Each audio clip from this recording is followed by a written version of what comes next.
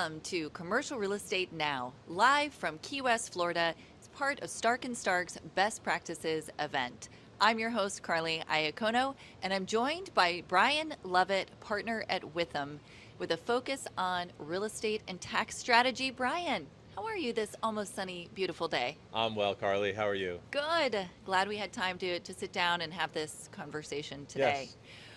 We're going to bring value to all of our listeners today in understanding why CPAs need to be part of your deal team to make informed and quality acquisition decisions. Often we get asked after the fact, who should I call for tax planning? Or how do I shelter gains when I'm going to sell? But there's so much more, as you know, that a CPA really should be involved in to make smart investment decisions. So we're going to talk about the timing and when and where you should come in as a CPA. Before we do that, give me just a quick background on yourself and Withum. Sure. So Withum is a full-service advisory tax and accounting firm. We are now national footprint, 3,200 people. I've been with the firm for 17 years. My practice is largely in tax compliance planning for real estate clients, all the way, from a local developer all the way up to institutional investors looking to maximize the tax efficiency of their structuring, of their acquisitions, depreciation deductions and things like that. So we work with our clients to plan for that, and then we work it all the way through the compliance and filing of tax returns. Love it. Nobody really likes to talk about taxes, but everybody likes to save money. So I feel like, we need to all get very excited about talking about taxes and accounting because that's how you save money. It is a very important part of the equation. That is correct. I agree. So let's start at the beginning of the deal process, the acquisition. There's so much that goes into due diligence, right? We have property level due diligence, site level due diligence. The financial due diligence on the tenants is often where I see customers or clients skimping, Right. let's say, Yeah. right? They'll scan through, cursory review, they'll ask their brokers, which of course brokers are wonderful, some of them, but we can't replace CPAs. Right. That's a different layer of knowledge. So when you're advising a client or you're brought into a deal, what are some of the things that you would look at or advise in terms of financial due diligence at acquisition?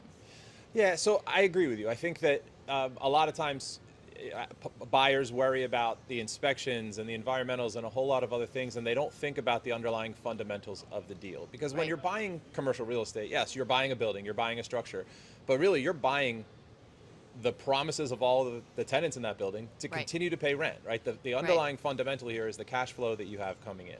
Right. And so getting an accountant involved early and understanding the places they should look. I think first of rent rolls. Rent rolls tell a great story about the building itself. But there's a big difference between those in-place rents and those expected rents, and understanding the difference between who's paying rent today and what are they paying and what can I expect a tenant to be paying in the future. And so you're underwriting to, if you don't understand the difference and you haven't you don't dive into those details, you may be underwriting to something that is not really going to happen. So I think understanding the rent roll and looking at who those tenants are and what those leases say, really understanding what the leases say about the expected rents, it can really open a buyer's eyes to what to expect in the future. And I think that's a great point because often clients are looking at the NOI at acquisition, Right. and they don't really think about the 5 or 10 year cash flow projection. Many do, but often it's a shorter snapshot. So Correct. understanding the step ups in rent, are they fair market value? Are they fixed? And what does the income and expense projection really look like over time is an important piece, even if it's a straightforward net lease asset, for example, Correct. right? Correct, because Very that is all, you're going to buy to today's NOI and you're going to look at today's NOI. But that NOI, depending on, it's not just step ups or free rent periods, but also the terms of the leases, right? And understanding if you have, a building and half of the leases are up in the next 3 years, you're going to buy and underwrite to a standard that in a few years is going to put a whole lot of pressure on the new owner and their leasing team to go out and be finding new tenants to fill this building that is now at 50% vacancy if they can't renew those tenants and keep those leases in place. Right. Let's move to CAM, reconciliation and CAM billing, because this is another big one where I think people really don't give enough thought or Right. don't analyze the leases clearly. So there's a difference between CAM estimates Right. and CAM reconciliations, and then total recoverable expenses at the end of the day. So, we'll see when we have a full P&L the estimates that are paid monthly, Right. and then the reconciliation amount at the end of the year. Where I see clients get tripped up is they don't read their leases thoroughly to see Correct. what else should be billed or what is being billed that actually isn't in the lease as a tenant responsibility. I've seen that too. Yep. And down the road, could the tenant come back and say, actually, wait, that parking lot restriping is not our expense? So understanding CAM billing and the ways it's billed and when, I think, is an important piece. What do you look at from an accountant's perspective? Yeah, I think the first thing that you mentioned that I think is very telling in how the building is currently being managed as you go to take it over is that monthly CAM estimate with the reconciliation at the end of the year. So is CAM being properly budgeted and billed to the tenants? And if not, why is there a variance at the end of the year? So you look at that reconciliation at the end of the year and understand what happened. Obviously, no tenant is going to be happy when they get to the end of the year and there's a big reconciliation and there's a bill now to them for additional CAM charges, and it may cause them to look. And then, Right. to your point, understanding what the leases say about what is recoverable through CAM and what is not recoverable through CAM. I've seen a lot of situations where owners push through things that would be considered capital expenditures as defined in the lease, which again, you have to understand that that's what the lease language will define them. It may not be the answer for tax purposes or for financial statement purposes, but the lease is going to define what is and is not recoverable, and trying to cram through non-recoverable expenses through CAM is just going to annoy your tenants and be more carry that the building owner may not have budgeted for in their modeling. And now they have to cover those expenses themselves, which is now going to eat into their return. And maybe they don't get the NOI they expected. But it's very important to understand the lease language. Every lease is going to be different. There may be caps on things like management fees and other administrative expenses baked into a lease. And so maybe that lease says you can bill back for 1% and you're at 3%. That's a Right. big difference that the landlord is now left to cover. CAM caps are an important one, and I've seen tenants try to write that in more because Right. expenses have gone up so quickly in Right. the last 5 years. But that is a risk, right? And understanding where you are relative to the cap in the lease, I think, is very important for financial underwriting. Right. And that's really a partnership with your transaction attorney Without as a well, doubt. right? Without a doubt. It's all a come together. partnership, right? So Yeah. brokers speak their language and their cap rates and look at the value. The attorneys have to be involved to make sure that the language in the leases, the language in the agreements are there. And then I like to think of the CPA in the room to help bridge the gap and put the numbers on paper and make sure that everybody understands. I also don't want to make it like it's always a bad thing, right? There Right. may be opportunities in CAMT, right? So when you dig into the leases, it is possible that you can find opportunities to pass cost along that maybe the other owner was not doing. But so there may be opportunities there in fully understanding the lease language and what is eligible to be put through CAM, but it's understanding the language and understanding the obligations there is really the key. And I think that's some of the upside where we have buyers get very excited if the building was, quote, mismanaged, meaning all of Correct. the expenses weren't billed through. So to your point, this can be really good news when you dig in Does to not need say, to be bad. right, maybe the NOI is quite high or Right. higher or than better than expected. what you expected. Better than you expected, exactly.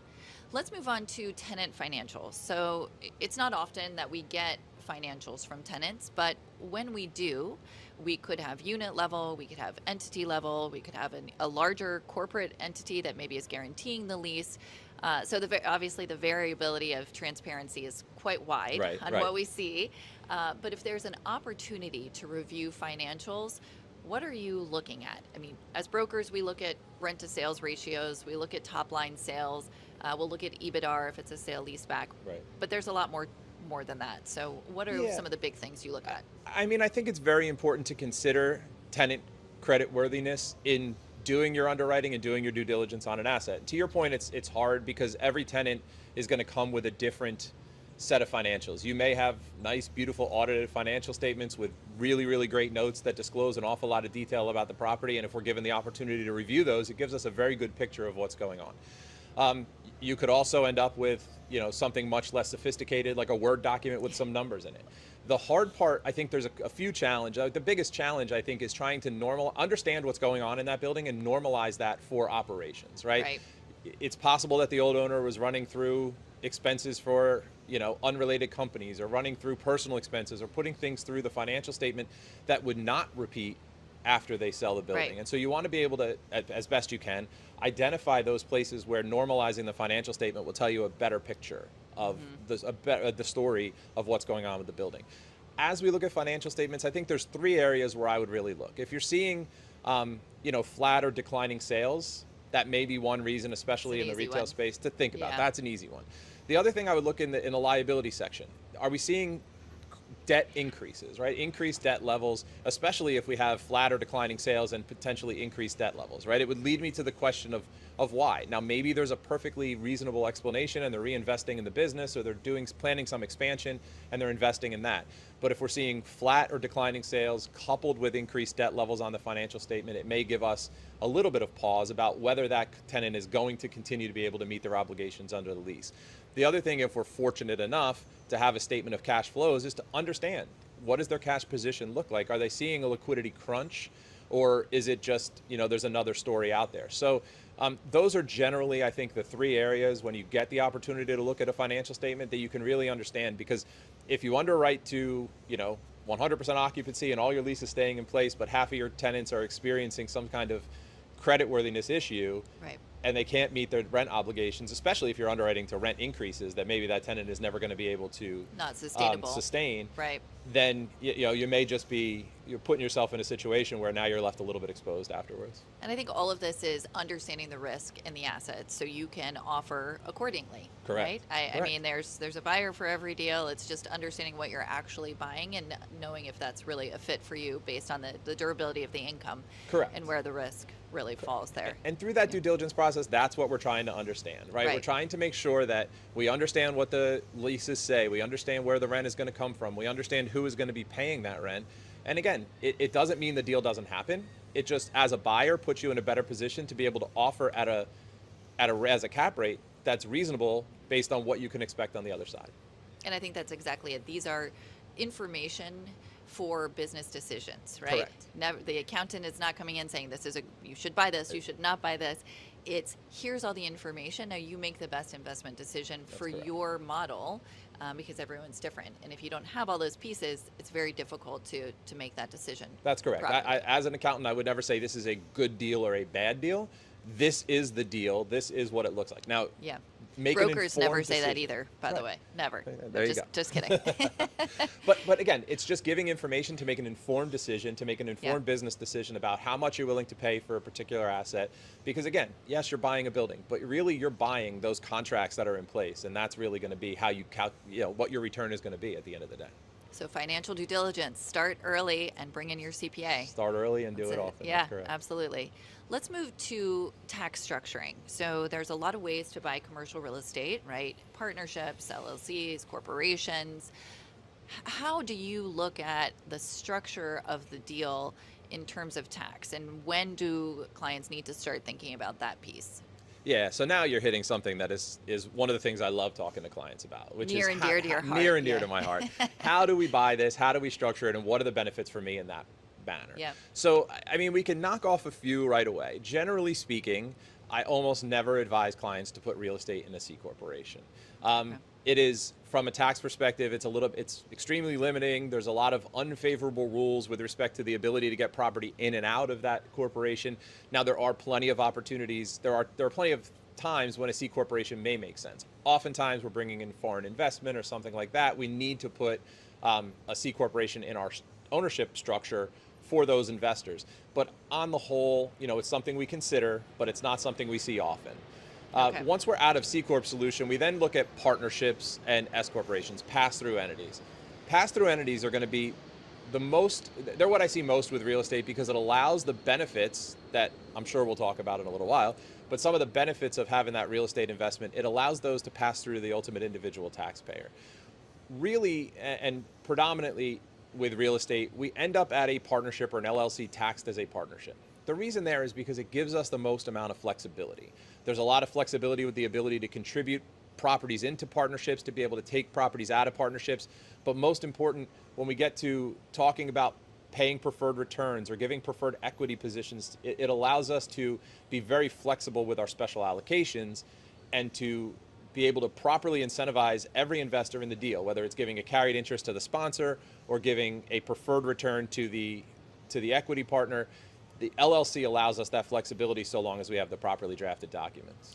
Now, does this have to be put in place before acquisition, or can structures be changed after acquisition? Glad you asked. So I always recommend having these conversations before the structure is in place. Structures are always easier Before acquisition. before acquisition. Yeah. It's always easier to set it up the way you want it. Now, it's not impossible to change, but depending on what was done, it can get very difficult to change.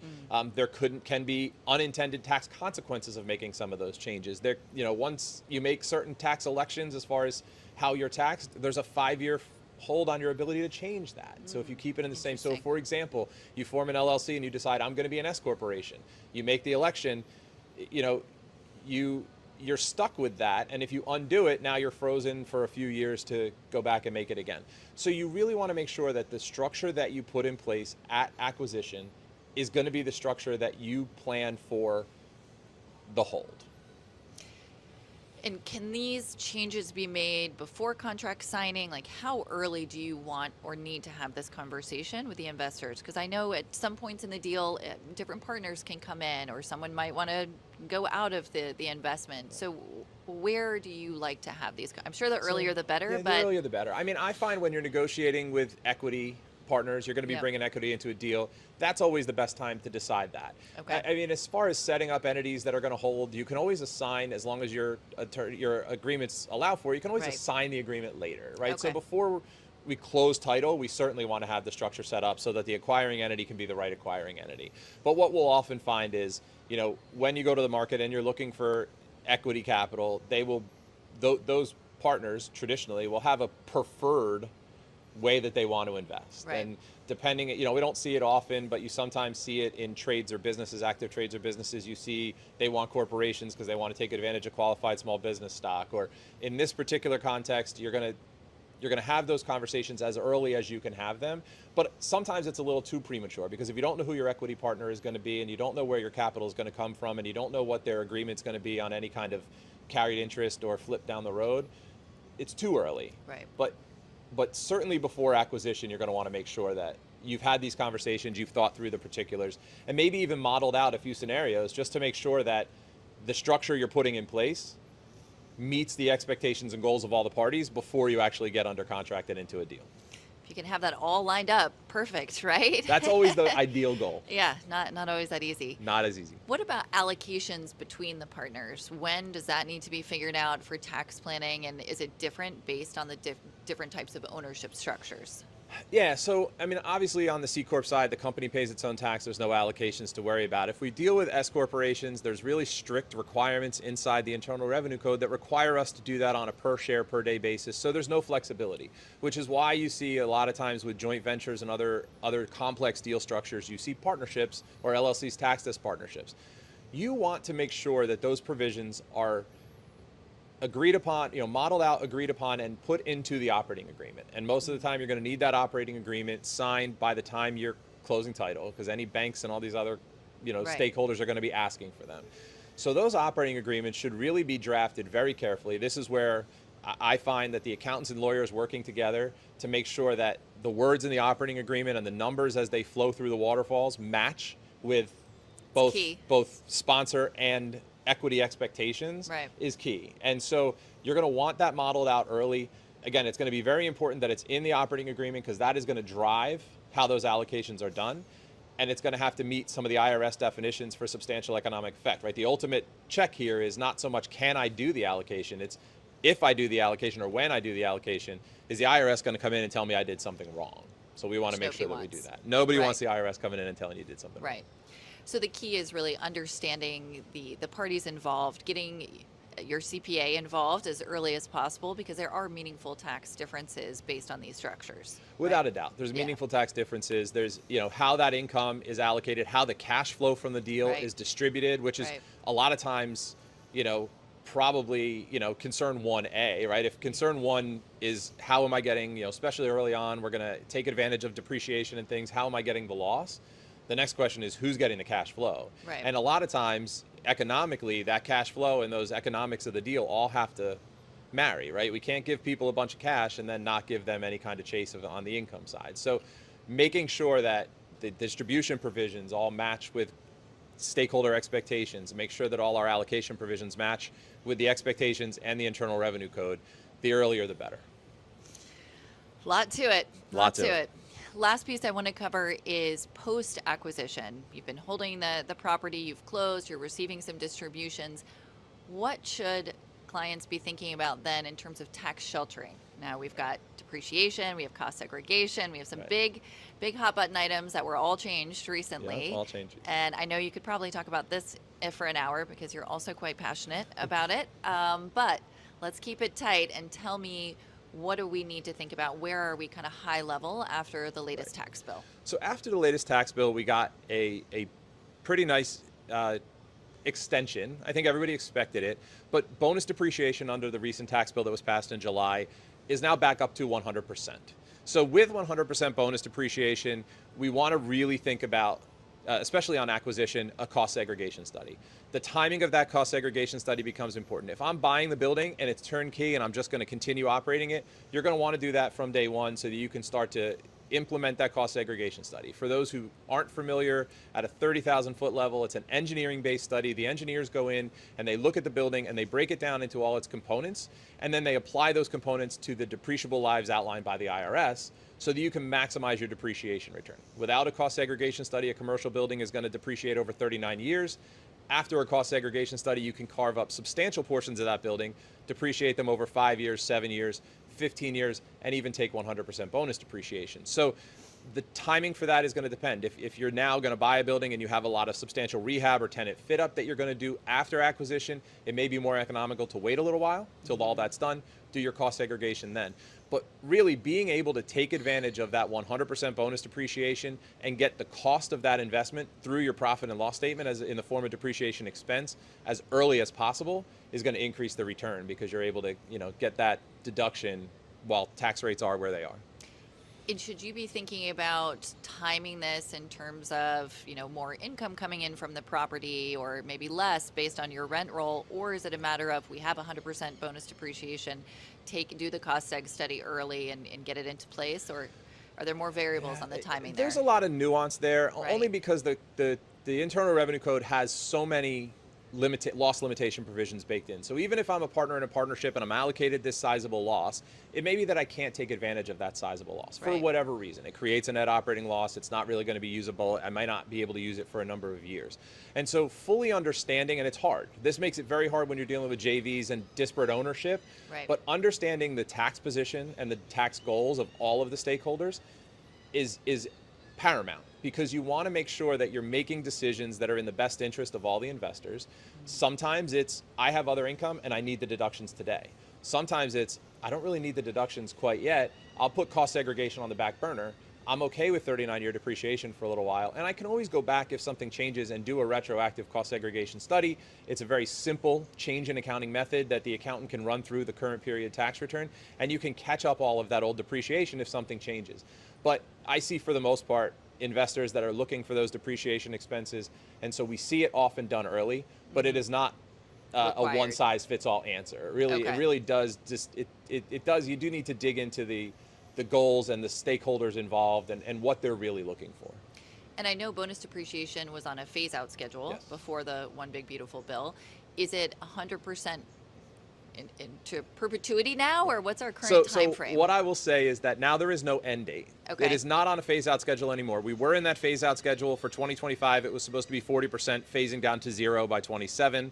The tax bill that was passed in July restores it at 100% and doesn't put an end date on it.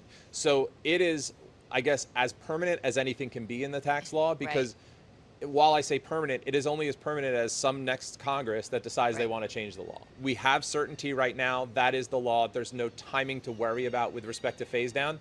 We'll just have to pay attention to changes in Congress and future tax bills to see if there's any risk to that 100% depreciation. But as of right now, there's no planned phase down to plan for. I think that was definitely a win for commercial real estate Without a doubt. investors. Yeah, Without a we doubt. were I all mean, I pretty think, happy when that got passed. again, I think a lot of investors have kind of baked that 100% in. It's been around for so long, right? You Right. bake it into your underwriting, you bake it into your modeling, and you just assume it's always going to be there. So Right. the phase down that kind of hit us through 2025 was certainly a pain point for the industry. So I think having the certainty of 100% coming back now is absolutely a win for commercial real estate investment.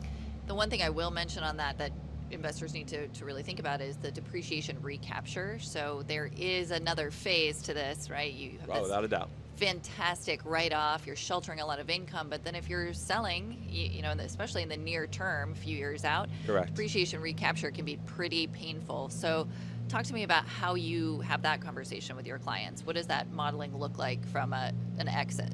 Right. So I think that's a very good point that goes to your earlier question about, is it always the right thing to do right now?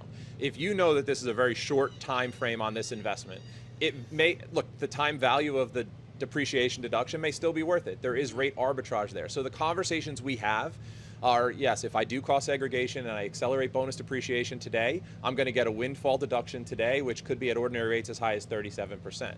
Now, 3 years from now, if that depreciation is recaptured in certain types of assets, I now need to pay the IRS back that 37%. So where I would normally see a capital gain at 20% rate of tax, if I have ordinary income recapture because prior depreciation, I'm paying them back at that higher rate. Some investors may say, hey, look, I won the battle for 3 years, I'm okay with it. Right. Others may say, I don't want the bigger bump, just take regular depreciation. But that's a conversation that we have to have with investor by investor and deal by deal. Some of them are going to want to take it. The other thing that I see people play with a little bit is purchase price allocation, right? So we've taken a lot of bonus depreciation. Maybe the assets that generated that bonus depreciation really don't have any value upon ultimate sale. And via purchase price allocation, we can start to see where we land with income recapture. And maybe that cost seg still makes sense, that depreciation still makes sense, because when I recapture, maybe I'm not recapturing as much as I got in ordinary deductions. This is such an important piece to being a savvy investor, right? Buying the asset, finding an asset you're comfortable with is one thing, but then really managing your cash flows after, it's huge in terms of your bottom line, right? That's it really the is name of the game, right? That's what you're buying. Yes, it is the structure, and yes, it's the today. Right. But it's really, how are you going to manage it? What is going to happen over the next few years? And then how are you going to exit it? Right. That really tell the story of how successful that deal is going to be. It's not the cap rate you paid for it. It's what you did with it from the life cycle of your investment. Completely agree. So we covered CPAs need to be involved on acquisition, right? For financial due diligence. They need to be involved in structuring when you have a deal that you're excited about and you know you want to move forward with. But then they also need to be involved post-acquisition to manage the cash flow and protect that hard-earned income. Right. So I think it's really crucial that CPAs are there for the full deal life cycle. And I'm not even going to ask you if you agree, because I know that you agree, being a CPA. But how could I disagree? Exactly. I think it's just so important to take the conversation from, oh, I have a question, let me call my CPA, to having a good real estate focused, I'll really drive this home, real estate focused accountant who understands all of this from A, B, and C throughout the transaction. And I think that's where you shine. I feel like a lot of folks, they do that. They have their broker, they have their lawyer, and that's their deal team. And I think that really, to maximize value and that whole 360 look at everything that's happening, I think it's very important to have your accountant involved at the beginning and have them involved in everything that's happening through the deal. Sometimes they're not going to have any input on something, but that's okay. If they do, you want that feedback as early as possible so you can bake it into your deal. Yep. Exactly. Brian, this was such an important conversation for investors, and one I think that is not had enough. So really appreciate you going through these 3 buckets and sharing your knowledge with us today. I appreciate you having me. Thanks, Karly. To everyone listening, that was Commercial Real Estate Now, live from Key West. We're so happy you tuned in, and we look forward to seeing you again very soon. Have a great day, everyone.